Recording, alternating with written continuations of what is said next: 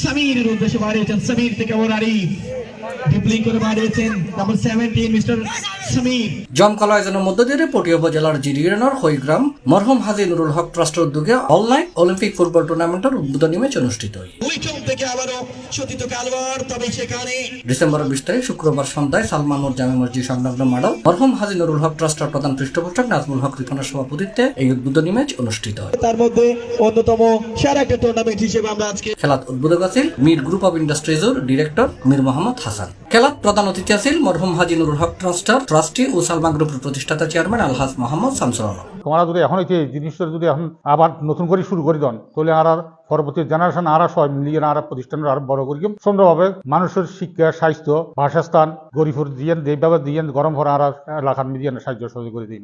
ট্রাস্টের মাধ্যমে যে বড় হয়ে বিভিন্ন সামাজিক কর্মকাণ্ড দিকেন গরিব মাইয়কলের বিয়ে